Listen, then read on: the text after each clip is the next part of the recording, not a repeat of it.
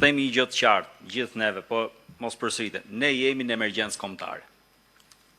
Të jemi të qartë, dhe nuk po flas tu për katastrofa natyrore që na godasin në çdo verë, çdo dimër dhe gjejmë përballë një shtet pa aftë për t'u marrë me to. Jemi emergjencë kombëtare sepse ne po qeverisemi nga njerëz antikombëtar. Nga antivlera, nga antimoral. Kjo është e vërteta. Ata po na vjedhin jo vetëm fondet, se flasim shumë për fondet, po na vjedhin të ardhmen e kalamajve tanë. Po vjedhin çdo gjë që përfaqëson ky shtet tu. E në fund fare neve, gjithë ne, po patjetër ne kemi bërë zgjedhjen tonë, po ata që na dëgjojnë, duhet vendosin, do marrin rolin e spektatorit këtu apo do marrin rolin e aktorit këtu. Sepse këtu ka nevojë për veprim, nuk është thjesht çështje që neve t'i themi gjërat. Ata i mendojnë na japin drejt moralisht, po ka nevojë të kuptojmë që ne duhet të shkojmë drejt veprimit dhe unë dëgjoj shpesh kemi mendime ndryshe. Po patjetër kemi mendime ndryshe. A mund t'i vejmë një platformë përbashkët? Edhe këtë mund ta bëjmë patjetër. Po pyetja parë është me të vërtetë sa ndryshe janë këto mendimet. Pra, neve si qëndrojmë kundër shpopullimit? Neve si qëndrojmë kundër korrupsionit moral dhe financiar? Neve si qëndrojmë kundër narkotrafikut? Po për familjen, si qëndrojmë neve? Se ne qëndrojmë për familjen, ne qëndrojmë për lirinë, ne qëndrojmë për besimin, ne qëndrojmë për pronën, ne qëndrojmë për kombin, ne qëndrojmë për një orientim perëndimor të Shqipërisë, apo jo? Po si qëndrojmë? Do të qëndrojmë çdo prag, nga pragu derës, ku e kemi ne detyrë të shkojmë dhe t'ia shpjegojmë dhe të flasim me njerëzit, deri tek pragu institucioneve ku duhet të shojmë revoltën e tyre. Kalon përmes rrugës dhe bulevardit kjo, po patjetër kalon përmes rrugës dhe bulevardit. Po duhet kalojmë në mënyrë të fortë, në mënyrë të qëndrueshme, në mënyrë të përshkallëzuar, se nuk hidhet kjo qeveri me fjalë. As nga sallat e konferencave nuk hidhet. Hidhet nga atje jashtë, duke vepruar, duke folur me njerëz së bashku me ty, duke shkuar atje për t'i treguar atyre vendin që meritojnë. Një vend antikombëtar, një person që është antikombëtar nuk e meriton vendin e tij mes të kombit. E jo më mbi këtë komb, nuk ka se si tjetë. Ky është e mendimi im. Unë mendoj që kjo është një frym e përbashkët në këtë drejtim dhe ju kërkoj ndjes që u mora kohë. Faleminderit. Faleminderit. Shkurt ju lutem, pastaj merr fjalën zoti Berisha. Qumë Masanezaj, në të Partisë Kristian-Demokrate, do drejtohem si qytetarës dhe ne nga qytetarë jeme, pastaj kemi këtë postet e tjera. I drejtohem doktor Berishës, a do ta ketë tagin Partia Demokratike me deputetet e vetë, me dalë që sot është vonë, me pas dalë për para. Dhe për të rritë besueshmërinë, duhet me dalë deputetet në frontin e parë.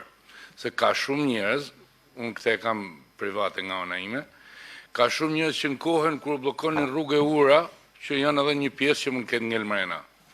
Tani, ai edhe hallëxhi është, edhe pa punë është, edhe po shkojnë mrena, bjen besueshmëria. E dyta, përderisa një ditë, sepse tani kemi edhe ne shohim televizorin, deshet me rrezu qeverinë me Azon Karriget. 6 deputet PD-s, ke Ministria e Arsimit, 5 ke Ministria e Kulturës, 2 ke atje, blokoj ministrat më shkojnë për zyre.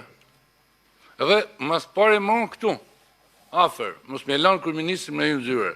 A mund të justifikoj, mund dali gjasmeja në takimi a shtetit, njëne, blokojnë ministrit. Se po vazhduam shumë e lojnë e laveve, më duke se nuk kena për tja dalë, asgja. Qa është për punë politike, pastaj jam dakord me zotin Gjuzi që thatë bën një takim tjetër, që mos mojmë kohë nga shoqëria civile, nga njerëzit, nga intelektualet, nga profesorat e nderuar që mojnë pjesë.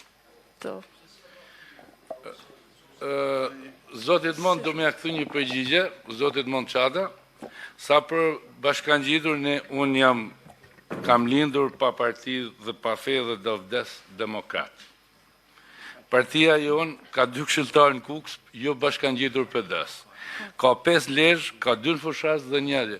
Dhe prap jemi përkras dhe do t'jemi përkras PD-s. Dhe çdo lëvizje qytetare që do t'jetë për të mirën e këtij vendi. Realisht na ka lodhur. Zotit Ali Mehmeti alshova radhën sepse jeni qytetar Tiranës, edhe nga partia madhe PD-s, kështu që jam mirënjohës. Respekt për gjithë. Ju faleminderit. Atëherë, përshëndetje, falenderoj organizator të këtij takimi. Unë jam Lush Suse, jam profesor dhe publicist, me të thënë drejtën. Tani po kuptoj edhe shkakun e prapametjes 35 vjeçare dhe të plagëve të mëdha politike që kemi pas dhe mungesën e gjetjes rrugës si kur e kanë gjetë vendet e rajonit. Unë jam profesionist në profesion dhe duhet më mbaj dikush 2 minutë shëntim se nuk duhet me mërzit kërkan. Spari, nuk duhet me përsërit kërkan, ne duhet të mësojmë një gjojmë në mënyrë që të qasemi, të gjejmë rrugën për me arrit tek shpirti dhe interesat e çdo shqiptari të Largoni majta pak djathtë. fare nga mikrofoni, ju lutem, se dëgjohet më keq kur afroheni shumë. Po, ndjes që të arrim tek shpirti dhe interesi i çdo shqiptari. Nëse arrim me gjetë rrugën, pra në rast se dim të dëgjojmë, do të arrim shumë lehtë sepse njerëzve ju ka shpirtin më të hundës dhe ma besoni të majt e të djathtë, sepse ne me të majtit punojmë, jemi gjithë bashkë qytetarë, jemi vlezër, motra, një padaja, ne s'kemi gjamentat, ne nuk jemi armiq, ne jemi bashkë qytetarë, kontribues në shpinë tonë të përbashkë dhe luftojmë për të futur Shqipërinë në zhvillime demokratike. Së dyti, ka koha, bile ashte te i kaluar, duhet ishte mbyll ai kjo kohë qysh në vitin 94-95, ka ardhur koha o shok me njoft vetë vetën gjithë kush dhe me i dhanë hapësirë e me fol e me umor me këtë probleme njerëz me dur e me ftyrat pastra.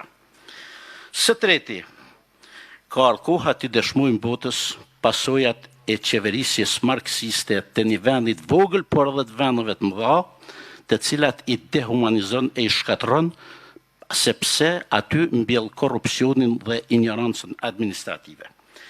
Ka ardhur koha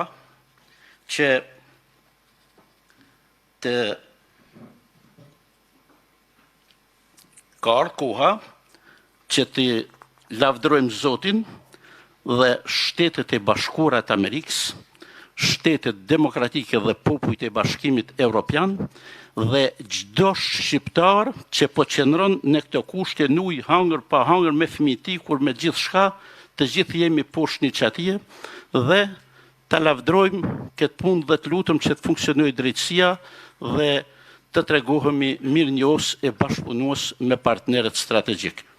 Rroft Shqipëria, rroft çdo shqiptar. Faleminderit. Zoti Tepelena shkurt po.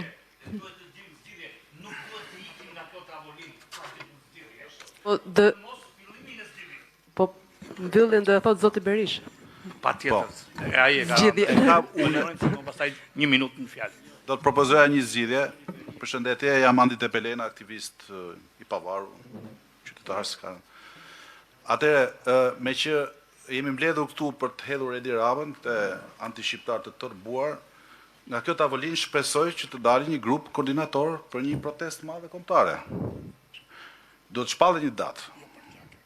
Mbi gjitha jo partjake, unë mendoj që 17 janari mund të jetë një ditë simbolike e zakonshme, është dita e vdekjes së Gjergj Skënderbeut, por ama dha një mesazh shumë të madh se po ato thu, pra po të bëjmë bashk, nuk ka zot që mund t'i çaj. Kjo është një ditë e madhe e bashkimit.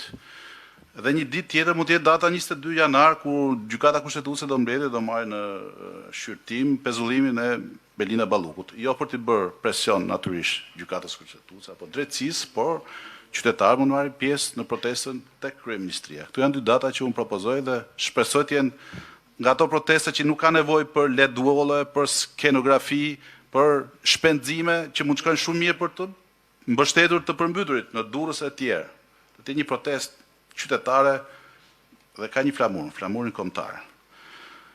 Patjetër që gjithë mendojmë, urojmë që të ketë mbas rënies së Edi Ramës, unë jam i bindur që ai do bie shumë shpejt, një qeveri, tu flitet gjithmonë qeveri speciale, tranzitore, teknike, po e quaj qeveri speciale, e cila do të marrë për bazë përgatitjen e zgjedhjeve të lira, heqjen e gjithë kufizimeve për një garë të barabartë dhe të ndeshme. Dhe këtu ne si qytetar, shoqëri civile, ekspert, jemi të gatshëm të japim kontributin ton edhe pranë opozitës, pranë Partisë Demokratike me mendimet, me sugjerimet tona dhe shpresoj që Partia Demokratike t'i bëj publike çfarë mendon për kodin zgjedhor. Dhe së dyti, kjo qeveri speciale do të ketë një mandat shumë të qartë, të gjitha ligjet koncesionet, kontratat, koncesionet, PPP-t antiligjore do të skanohen dhe t'i çohen drejtësisë.